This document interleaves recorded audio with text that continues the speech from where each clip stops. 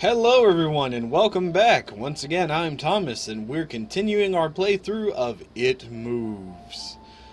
As in the first video, we broke new ground past the demo.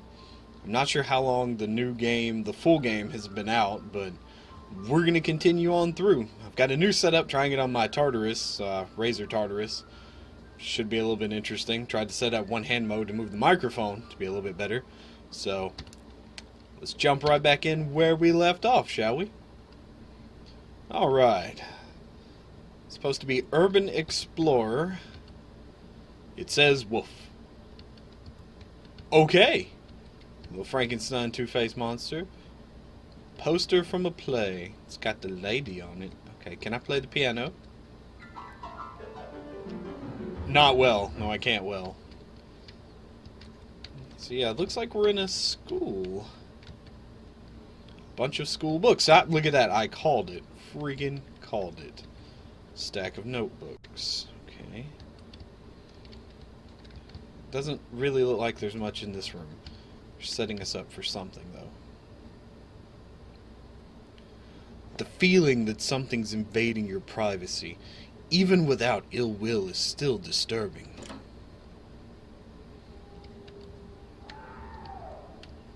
Ah, this is great. It's starting to look kind of like Corpse Party, which my friend Casey absolutely loves. And it's a Pyramid Head? No, thank you. I'm a big fan of Silent Hill, so that would be amazing, but still, you are good. Not according to your face. Oh, wow. But yeah, I need to play Corpse Party at some point from the PSP. You are good. I love how he individually read that. The clock has stopped. Alright, I read that. I'm expecting something to happen at any given moment. Okay, I guess not. I guess that's just there to... Even if you don't know why they are here, you hold the greatest amount of fear for them. Oh, that's great. We're piecing together some disturbing dialogue. Dinosaur! I love dinosaurs. A bathtub in the middle of the classroom. Ah, that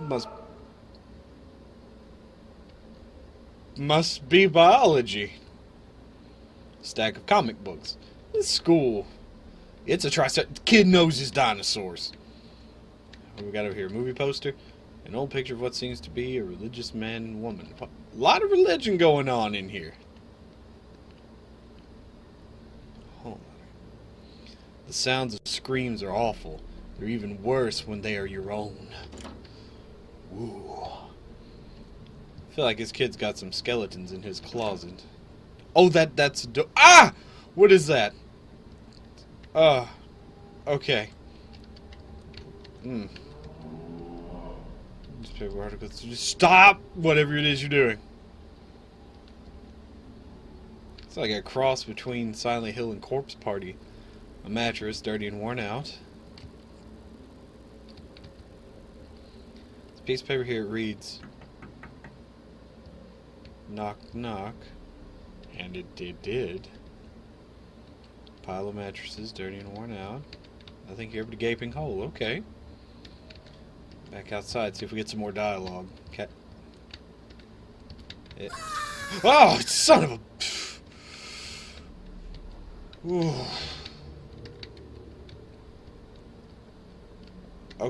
Okay, well... Okay, there we go. God. That one got me. That one got me. Okay. Nothing there. Writing desk with some school materials on it. Okay. Let's see, a piece of paper. Writing on the desk with some material on it. Okay. Same thing. Ah, these sounds.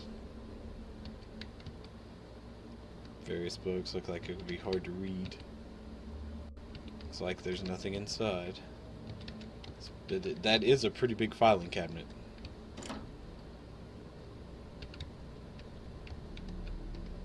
Are you still in there? Nope, locked. Alright, well I guess we get to go downstairs with Mr. That thing! Alright, let's try this door.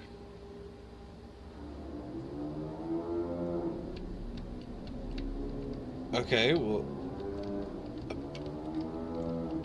apparently they don't hurt you, they just... That's weird.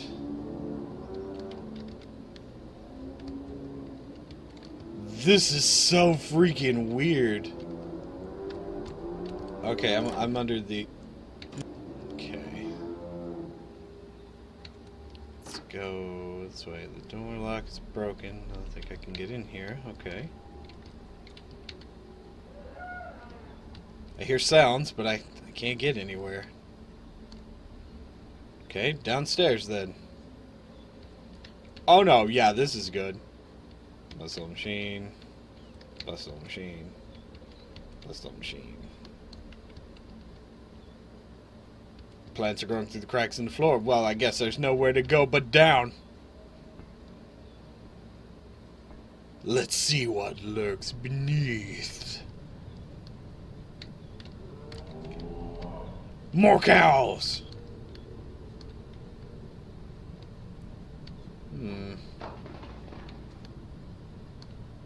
Okay, we'll take...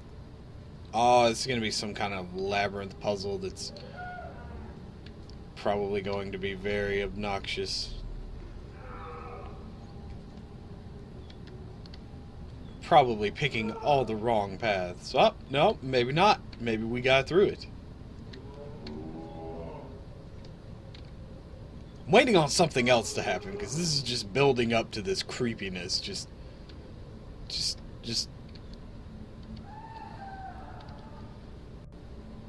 Okay. Am I going the same?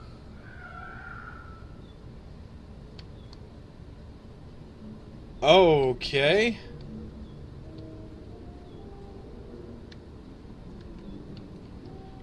What are all of you? I guess I should talk to your leader? No.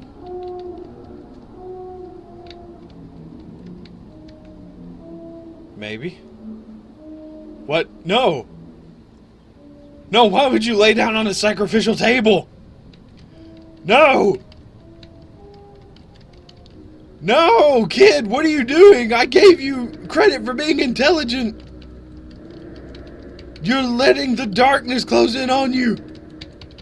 No. Oh, it can't end like this. I even survived with the weird baby things. Oh my god, what are you going to do to me? Oh, kid, why?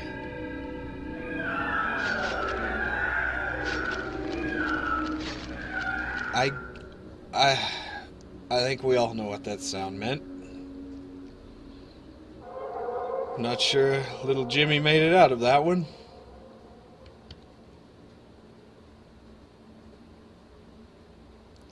You're awfully quiet nowadays. Is there something wrong, son?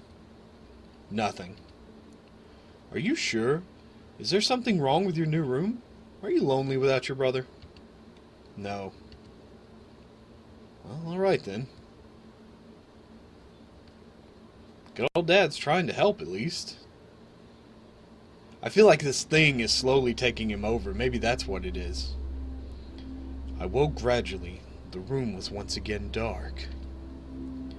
As my eyes adjusted, I could gradually make out the window and the door and the wall, some toys on a shelf, and even to this day I shudder to think of it, for there was no noise. No rustling of sheets. No movement at all. The room felt lifeless. Lifeless, yet not empty. The nightly visitor, that unwelcome, wheezing, hate-filled thing which had terrorized me night after night, was not in the bottom bunk. It was in my bed. I opened my mouth to scream, but nothing came out. Utter terror had shaken the very sound from my voice. I lay motionless. If I could not scream, I did not want to let it know I was awake. I had not yet seen it. I could only feel it. It was obscured under my blanket. I could see its outline and I could feel its presence, but I dared not look. The weight of it pressed down on top of me, a sensation I will never forget. When I say that hours passed, I did not exaggerate. Laying there motionless in the darkness, I was every bit a scared and frightened young boy. If it had been during the summer months, it would have been light by then. But the grasp of winter was long and unrelenting, and I know it would be hours before sunrise. A sunrise which I yearned for. I was a timid child by nature, but I reached a breaking point, a moment where I could wait no more, where I could survive under this intimately deviant abomination no longer.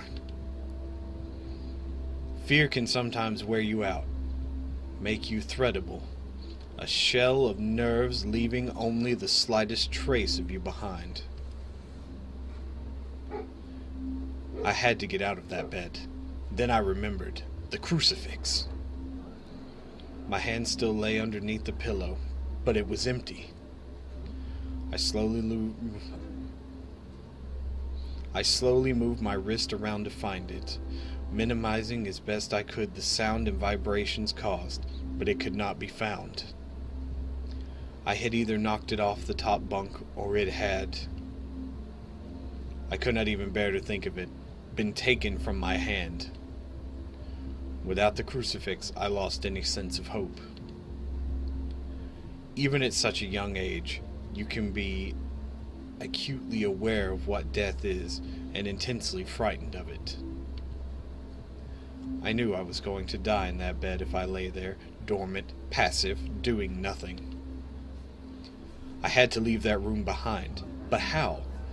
Should I leap from the bed and hope that I make it to the door? What if it is faster than me? Or should I slowly slip out of that top bunk, hoping to not disturb my uncanny bedfellow? Realizing that it had not stirred when I moved, trying to find the crucifix, I began to have the strangest of thoughts.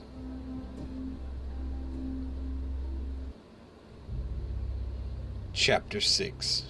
The Abyss.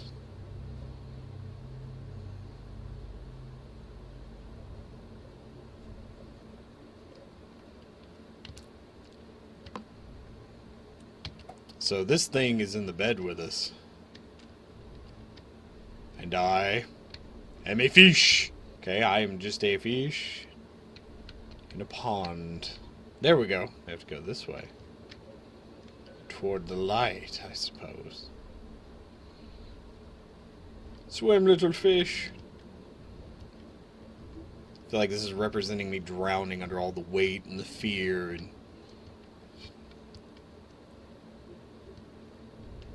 I don't like how we're going further down. I know it said the abyss, but... no, I don't like that. That looks like something that chops people up for dinner.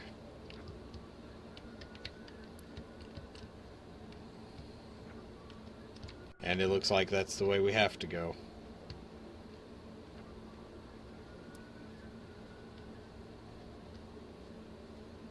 Is that... Father? No, Father, no!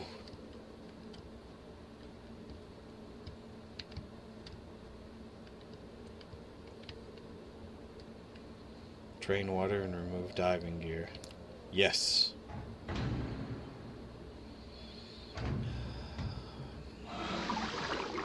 Simply because I don't think there's anything else we can do.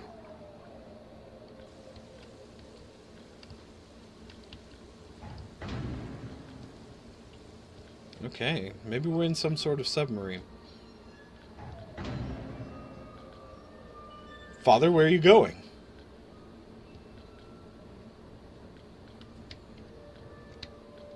Did Father leave anything behind? I'll just have to let you guys read that for yourself. It's just pretty much a journal diary, so You guys will have to read that. It was too long to post on here.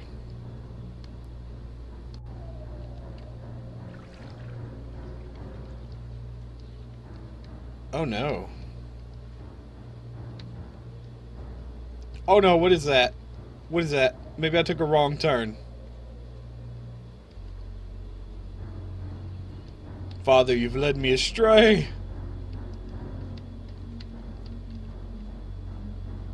I feel like it's going to be like this big fish thing. I look at that, I called it. And now we're dead. Again. I think we die a lot. I know this thing's in the bed with him, but seriously, we die an awful lot in these dreams. Back to the bedroom. What if it was asleep? It hadn't so much as breathed since I had woken up. Perhaps it was resting, believing that it had finally gotten me. That I was finally in its grasp. Or perhaps it was toying with me. After all, it had been doing just that for countless nights. And now with me under it, pinned against the mattress with no mother to protect me, maybe it was holding off. Savoring its victory until the last possible moment, like a wild animal savoring its prey. I tried to breathe as shallowly as possible, and mustering every ounce of courage I could. I reached over slowly with my right hand and began to peel the blanket off of me. What I found under those covers almost stopped my heart. I did not see it, but as my hand moved the blanket, it brushed against something. Something smooth and cold, something which felt unmistakably like a gaunt hand. I held my breath in terror as I was sure it must now have known that I was awake. Nothing. It did not stir. It felt dead.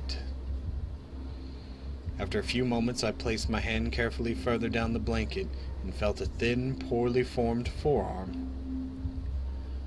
My confidence and almost twisted sense of curiosity grew as I moved down further to a disproportionately large bicep muscle. The arm was outstretched, lying across my chest, with the hand resting on my left shoulder as if it had grabbed me in my sleep.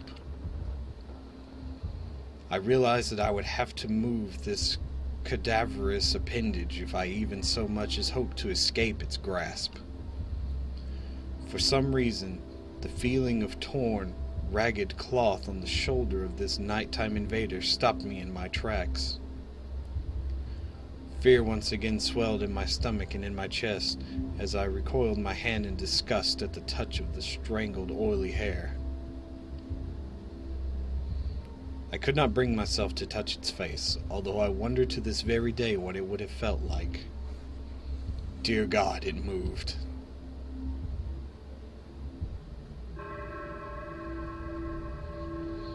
Once again, I really do apologize for my terrible reading. I know I messed up some words and kind of stumbled across it, but I play these things just straight. I don't do any of that, play it beforehand, and no, so I apologize. Sometimes I just kind of get ahead of myself or too involved.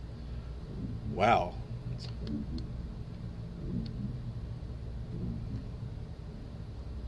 That's weird.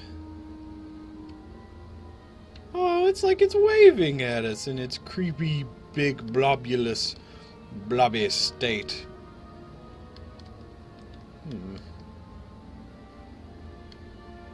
Can I go up here? Yes, I can. Because it's a smart idea to go inside the thing with swimming eyeballs.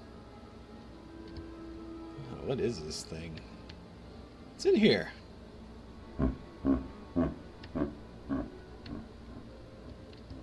God, this poor kid and his nightmares.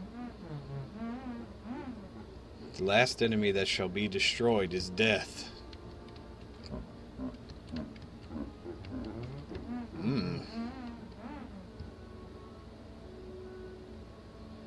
That's a little weird, a little dark.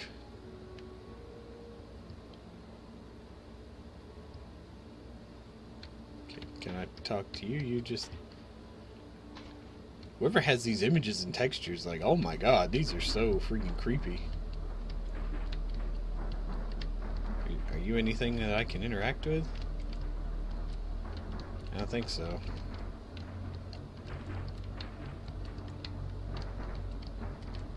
Okay, we'll just leave this room then. On this bizarre spaceship made of meat and flesh and blood and guts and creepy things and whatever they are. And having once chosen never to seek to return to the crossroads of that decision. For even if one chooses wrongly, the choice cannot be unmade. At the crossroads in life, what does one do? Stand at the crossroads if you will, but you'll not choose. I'll move on without you.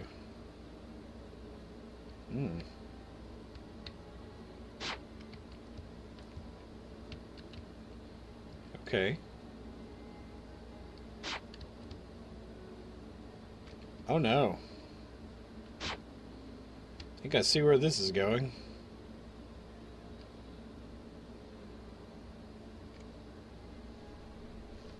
Indeed. And who are you? No, don't just come in and play your music. Explain yourself. Or don't. Don't's a pretty good option if you're gonna do that.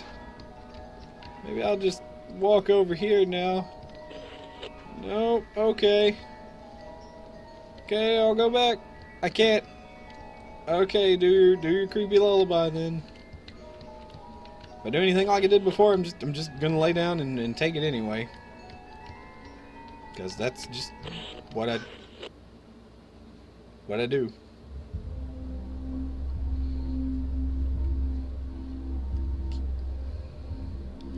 It moved.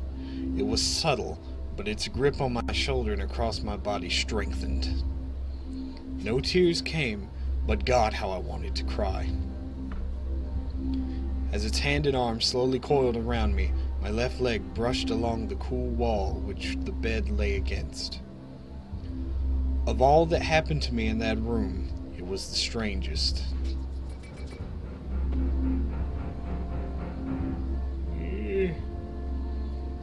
I realized that this clutching, rancid thing which drew great delight from violating a young boy's bed was not entirely on top of me. It was sticking out from the wall like a spider striking from its lair.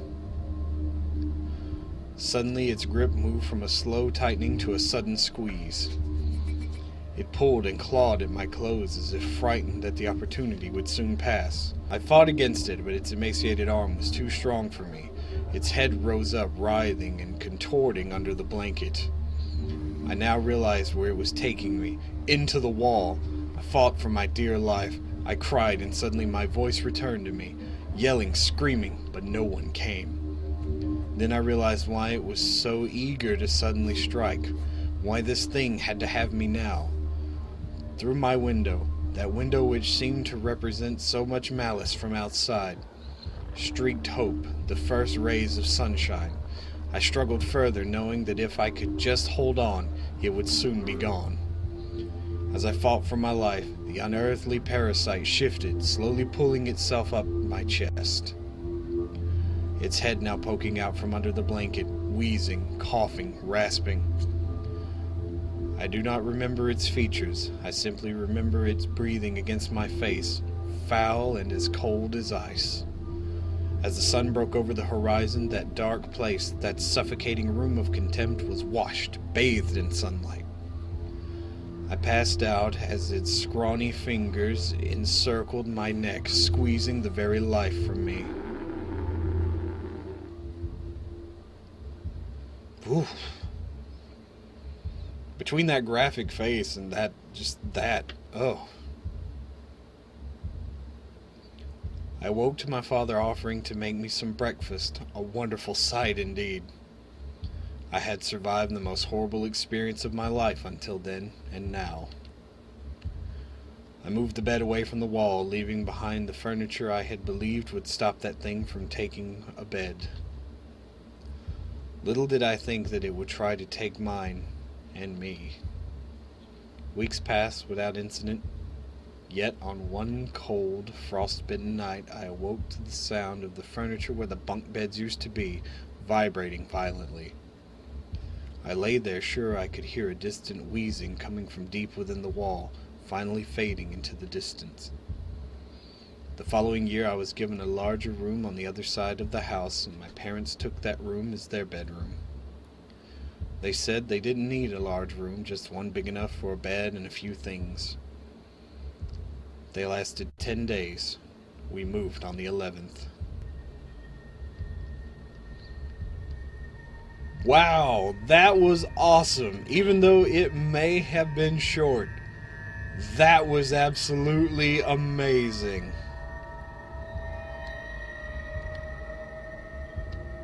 Wow.